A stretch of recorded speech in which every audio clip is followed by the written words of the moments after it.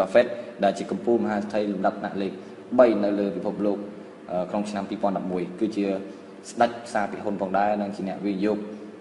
លើអាជីវកម្មដែលមានស្រាប់គាត់ទិញភាគហ៊ុនរបស់ក្រុមហ៊ុនជាច្រើននៅអាមេរិកហើយអភិវឌ្ឍកាន់តែធំឡើងបន្តមកចេញបានភាគហ៊ុនលក់សម្រាប់ទទួលបាននៅប្រាក់ចំណូលប្រាក់ចំណេញជាច្រើនហើយអាយគឺជាបុគ្គលដែលឆ្លាតវៃដែលគាត់អាចប្រើប្រាស់លុយដើម្បីរកលុយឲ្យគាត់កាន់តែច្រើនឡើង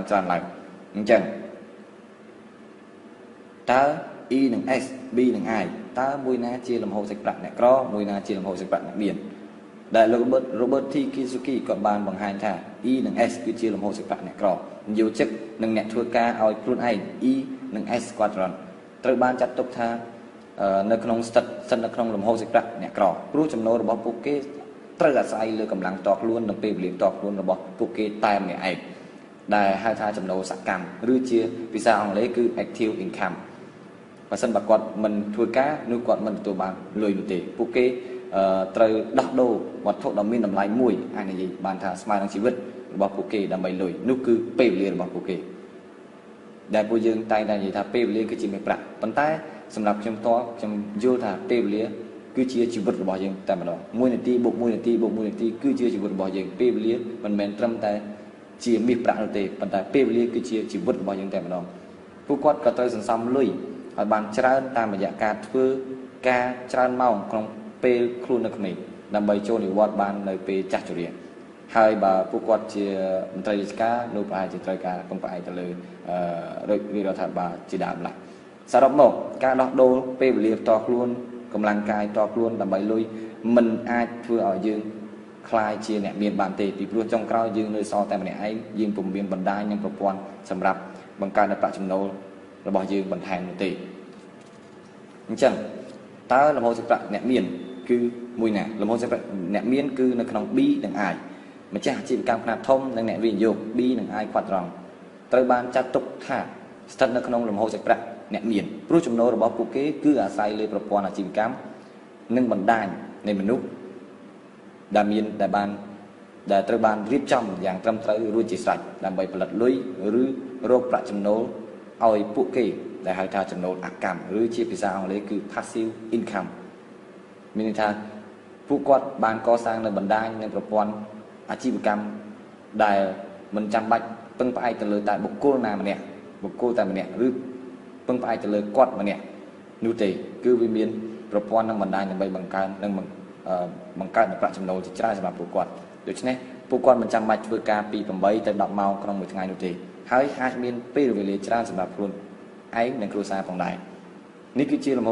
ជាការបកស្រាយយ៉ាងសង្ខេបអំពីលំហូរសាច់ប្រាក់របស់អ្នកមាននិងលំហូរសាច់ប្រាក់របស់អ្នកក្រដែលខ្ញុំបានដកស្រង់ពីសៀវភៅរបស់លោក Robert T Kiyosaki គឺ Rich Dad and Poor Dad គឺឪពុកអ្នកមាន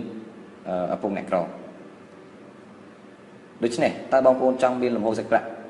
ឬប្រភពចំណូលមួយណាដែរលំហូរសាច់ប្រាក់អ្នកមានឬអ្នកក្រ E និង S quadrant ឬក៏ B និង I quadrant ពិតណាស់គ្មាននរណាចង់ក្រនោះទេប៉ុន្តែបញ្ហានោះគឺធ្វើដោយរបៀបណាហើយតើយើងអាចផ្លោះពី E និង S ចូលមកក្នុង B និង I ដោយរបៀបណាតើយើងធ្វើយ៉ាងណាដើម្បីចាប់ដើមធ្វើអាជីវកម្មឬក៏បង្កើតនៅប្រព័ន្ធឬក៏បណ្ដាញមុខជំនួញរបស់យើងដោយខ្លួនឯងបញ្ហានោះគឺភាគច្រើនគឺនៅពេលដែលកើតមាននៅពេលដែលចាប់ដើមមុខជំនួញឬអាជីវកម្មនោះគឺពួកគាត់គ្មានដើមទុនគ្រប់គ្រាន់ឬក៏សមត្ថភាពដើម្បីកសាងមុខជំនួញឬក៏ប្រព័ន្ធបណ្ដាញនៃមុខជំនួញនោះបើបងប្អូនសួរថាតើគួរធ្វើអាជីវកម្មអ្វីឬក៏វិនិយោគលើអ្វីទើបចំណេញប្រហែលជាមានចម្លើយជាច្រើនដូចជាបើកភោជនីយដ្ឋានវិនិយោគអចលនទ្រព្យបើកមជ្ឈមណ្ឌលបង្រៀនជំនាញឬបើកហាងលក់គ្រឿងអេឡិចត្រូនិកជាដើមឡើយបងប្អូនខ្លះប្រហែលជាយល់ថាអាជីវកម្មខាងលើអាចផ្ដល់ប្រាក់ចំណេញមកវិញប៉ុន្តែបញ្ហាគឺបងប្អូនខ្លះនៅតែមិនវិនិយោគជាដដែលព្រោះពួកគាត់ត្រូវការអាជីវកម្មឬមុខជំនួញណាដែលវិនិយោគទៅហើយគ្មានហានិភ័យឬមិនខាតបង់ប្រាក់ដើមទុនរបស់ពួកគាត់ឬបើមិនអញ្ចឹងទេគឺពួកគាត់គ្មានលុយគ្រប់គ្រាន់ដើម្បីវិនិយោគដោយតែយើងបានដឹងហើយការវិនិយោគទាំងនោះគឺសម្រាប់អ្នកមានលុយមិនមែនសម្រាប់អ្នកគ្មានលុយនោះទេដូច្នេះទើបមនុស្សភាគច្រើនស្វែងរកប្រាក់ខែសម្រាប់ជាចំណូលរបស់ពួកគេវិញដើម្បីជៀសពីការខាតបង់ឬខ្សែទុន បើមិនដូច្នេះទេពួកគាត់ចង់បានមុខជំនួញឬអាជីវកម្មណាដែលវិនិយោគដើមទុនតិចមិនខាត់បង់ហើយអាចចំណេញច្រើនប៉ុន្តែមានពាក្យមួយគេថាភាគច្រើនអ្នកដែលតែងតែខ្លាចចាញ់នោះគេតែងតែចាញ់អញ្ចឹងឯងអញ្ចឹងតើមានដំណោះស្រាយទៅលើបញ្ហាមួយនេះដែរឬអត់នៅ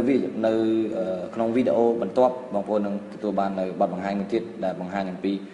ផ្លូវមួយដ៏ល្អក្នុងចំណោមផ្លូវផ្សេងទៀតដើម្បីចាប់ដើមមុខជំនួញរបស់បងប្អូនដោយប្រើដើមទុនតិចមិនខាតបង់ហើយអាចចំណេញបានច្រើន One of the best way to start up your business នៅវីដេអូបន្ទាប់យើងបានសិក្សាបន្ថែមទៀតយ៉ាងស៊ីជម្រៅអំពីអាជីវកម្មទាំង3ប្រភេទផងដែរ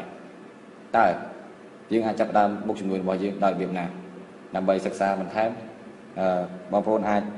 ទំនាក់ទំនងមកកាន់អាស័យដ្ឋានព្រមទាំង website ឬក៏លេខទូរស័ព្ទនិង email នេះតាមដែលបងប្អូនអាចជួយទៅបានបងប្អូនដែលចូលចិត្តក្នុងការអប់រំការសិក្សារៀនសូត្របងប្អូននឹងដឹងតាក់ទងទៅនឹងវិស័យនៃការវិនិយោគតែម្ដងការវិនិយោគនោះបើមិនជាតាក់ទងនឹងលោក Robert Kiyosaki គាត់បានបែងចែកផលនៃការវិនិយោគគឺមាន4ទី1គឺការវិនិយោគទៅលើ stock ឬថាទៅផ្ទះភាគហ៊ុនទី2គឺការវិនិយោគទៅលើវិស័យនេះគឺប្រាក់ទី3គឺការវិនិយោគទៅលើវិស័យមុខជំនួញហើយទី4នោះគឺការវិនិយោគទៅលើវិស័យ real estate គឺវិស័យចលនាទ្រព្យឬហៅដីធ្លីផ្ទះសម្បែងនេះឯងតែសម្រាប់បងប្អូនដែលចូលរួមវិនិយោគជាមួយនឹងក្រុមហ៊ុនសាជីវកម្មបនខ្វាយនឹងចំណេះដឹងបងប្អូននឹងបានចំណេះដឹងបន្ថែមលើសពីនេះទៀតគឺចេះវិភាគទីផ្សារចេះចូលក្នុងទីផ្សារដឹងពីវិបត្តិផ្នែកហិរញ្ញវត្ថុនិងដឹងពីយុគសម័យនៃការប្រែប្រួលហើយដឹងពីការវិនិយោគដែលមានវិជាប្រយោជន៍នៅដំណាក់កាលចុងក្រោយនេះគឺការវិនិយោគទៅលើវិស័យ cryptocurrency នេះឯងអញ្ចឹង cryptocurrency កំពុងតែធ្វើការគ្របដណ្ដប់ទូទាំងពិភពលោកដើម្បីជួយសម្រួលជាសេវាកម្មដល់អ្នកជំនួញទូទាំងពិភពលោកក្នុងការដោះស្រាយបញ្ហាសេដ្ឋកិច្ចនិងបញ្ហាក្នុងការទូទាត់បានរាល់ទំនិញនិងរាល់សេវាកម្មគ្រប់បែបយ៉ាងដែលគាត់បានបង្កើតឡើងហើយជាពិសេសនោះគឺក្រុមហ៊ុនធំៗដូចជាក្រុមហ៊ុនលោក Jack Ma Alibaba ក៏កំពុងតែស្វែងរកដៃគូវិនិយោគដែលមានការទូទាត់និងការ payment ដោយប្រព័ន្ធលុយអេឡិចត្រូនិកនេះដែរបាទចឹងនេះហើយគឺជាឱកាសមួយដ៏ធំសម្រាប់ក្រុមហ៊ុនសាជីវកម្មបនខ្វាញ់ដែលកំពុងតែមាន merchant 1លាន merchant នៅលើពិភពលោកនេះទទួលស្គាល់រួចទៅហើយពេលដែលក្រុមហ៊ុនបើកនៅក្នុងទីផ្សារអញ្ចឹងសម្រាប់ឱកាសនេះបងប្អូនដែលជាជនជាតិខ្មែរដែលបងប្អូនកំពុងតែចង់ចាប់ឱកាសយកផលចំណេញចង់ចាប់ឱកាសយកការសិក្សារៀនសូត្រដែលវែងឆ្លាតបងប្អូនអាចចាប់យកឱកាសជាមួយនឹងការវិនិយោគ cryptocurrency វ៉ាន់ខ្វាយនេះបានយើងមានក្រុមការងារដ៏រឹងមាំយើងមាន office សម្រាប់ជួយសម្រួលការងារដ៏រឹងមាំនិងមានអ្នកដឹកនាំ office គឺជនជាតិស៊ុយអែតគឺលោក Stefan ដែលជាជនជាតិស៊ីដិននឹងឯងគឺគាត់កាន់កាប់រហូតដល់4ប្រទេសនៅក្នុងអាស៊ី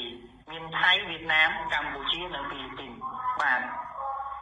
ហើយសម្រាប់បងប្អូនដែលកំពុងតែចង់ចាប់យកឱកាសដ៏ធំមួយនេះគឺបងប្អូនត្រូវមើលសក្តានុពលទៅលើ cryptocurrency ហើយតើយើងគួរវិនិយោគជាមួយ cryptocurrency ណាដែលមានប្រជាប្រិយភាពជាងព្រោះ cryptocurrency គឺមានច្រើនណាស់ហើយ cryptocurrency ណាក៏ល្អដែរតែសម្រាប់បងប្អូនដែលចង់បានលទ្ធផលធំនិងចំណេះដឹងដែលសម្បូរបែបតើបងប្អូនគួរជ្រើសរើសយកឱកាសមួយណាហើយឱកាសគឺមាន3រៀនបងប្អូនអាចជាអ្នកសិក្សារៀនសូត្ររៀនបានគ្រប់ពេលវេលាគ្រប់ទីកន្លែងទាំងអស់ឲ្យតែមានប្រព័ន្ធអ៊ីនធឺណិតទី2នោះគឺបងប្អូនខ្លាយជាអ្នកទិញទ្រព្យសម្បត្តិគឺទិញ asset ទុកទិញតម្លៃទៀតបងប្អូនលក់វិញនៅតម្លៃដែលថ្លៃហើយទី3គឺគេមានឲ្យយើងសម្រាប់ទិញលក់តែម្ដងបាទចំណុចទី3គឺបងប្អូនចូលចិត្តក្នុងការចែករំលែកដូចជាខ្ញុំនេះខ្ញុំចូលចិត្តណាស់ក្នុងការចែករំលែកតែដឹងមានបងប្អូនប្រហែលអ្នកដែលចូលចិត្តយកក៏ខ្ញុំមិនដឹងដែរប៉ុន្តែខ្ញុំនៅតែចែកអ្វីដែលខ្ញុំមានបាទអញ្ចឹងបងប្អូនចែករំលែកបងប្អូននឹងហៅថាការសាងប្រព័ន្ធការសាងក្រុមការងារជាធីមហើយធ្វើការចែកគ្នាឲ្យរឹងមាំតែម្ដងបាទអញ្ចឹងពេលបងប្អូនចែករំលែកបងប្អូននឹងទទួលបានអត្ថប្រយោជន៍3យ៉ាងត្រឡប់មកវិញធំទៀតគឺបងប្អូននឹងទទួលបានជាចំណូលប្រចាំសប្តាហ៍ដោយបងប្អូនធ្វើការនៅប្រទេសកូរ៉េអញ្ចឹងគឺបងប្អូនធ្វើការបានបងប្អូនបានប្រាក់ខែ ការងារបនខនដូចគ្នាបងប្អូនទិញបានអាសេតតែបងសិនជាបងប្អូនចែកម្លែកចំណេះដឹងជាការងារទៀតបងប្អូននឹងបានចំណូលប្រចាំសប្តាហ៍បងប្អូនបានចំណូលហើយបងប្អូនបាននៅគេហៅថាខ្វាញ់កើនឡើងបន្ថែមទៀតគឺខ្វាញ់កើនឡើងមួយកម្រិតទៀតទៅតាមឈ្មោះដែលជួញដូរនៅក្នុងទីផ្សាររបស់ក្រុមហ៊ុននឹងឯងដែលមានទៅលួចទៅទិញខ្វាញ់របស់បងប្អូនកើនឡើងចំណុចទី3នោះគឺបងប្អូនទទួលបាននៅឱកាសពិសេសមួយទៀតគឺបងប្អូនទទួលបាននៅតម្លៃនៃខ្វាញ់កើនឡើងនិងក្រុមការងារដែលកើនឡើងកាន់តែច្រើនឡើងដែលធ្វើឲ្យបងប្អូនទទួលបាន passive income គឺថា passive income នេះគឺ freedom ផ្នែកហិរញ្ញវត្ថុទៅថ្ងៃអនាគតដែលបងប្អូនមានប្រព័ន្ធ online network ដែលមានមនុស្សទូទាំងពិភពលោកគ្រាន់តែធ្វើការចាយវាយលុយអេឡិចត្រូនិកវ៉ាន់ខ្វាញ់នៅរយៈពេល2ឬ3ឆ្នាំទៀតនេះគឺបងប្អូននឹងបានទទួលជាចំណូលកាក់ផ្សេងតិចតួចសម្រាប់ឲ្យយើងខ្លាយជាអ្នកមានសេរីភាពផ្នែកហិរញ្ញវត្ថុពេលដែលបងប្អូនមានបណ្ដាញរាប់រយហើយចំពោះបងប្អូនដែលចូលចិត្តក្នុងការអប់រំការសិក្សារៀនសូត្របងប្អូននឹងដឹងតាក់ទងទៅនឹងវិស័យនៃការវិនិយោគតែម្ដងការវិនិយោគនោះបើមិនជាតាក់ទងនឹងលោក Robert Kiyosaki គាត់បានបែងចែកផលនៃការវិនិយោគនោះមាន4ទី1គឺការវិនិយោគទៅលើ stock ឬថាតធ្យាភាគហ៊ុន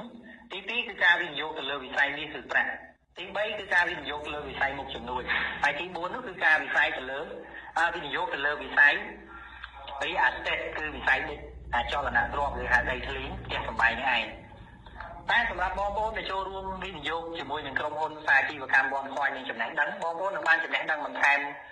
លើសពីនេះទៀតគឺចេះវិភាគទីផ្សារចេះចូលក្នុងទីផ្សារដឹងពីវិបត្តិផ្នែកហិរញ្ញវត្ថុ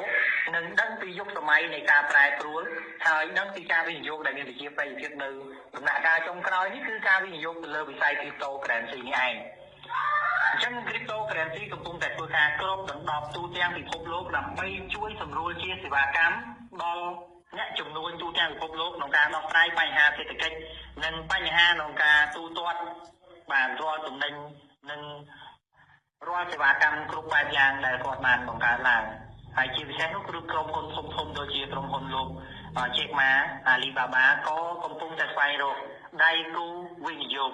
ដែលមានការទូទាត់និងការ payment ដោយប្រព័ន្ធលុយអេឡិចត្រូនិកនេះដែរបាទចឹងនេះហើយគឺជាឱកាសមួយដ៏ធំសម្រាប់ក្រុមហ៊ុនសាជីវកម្ម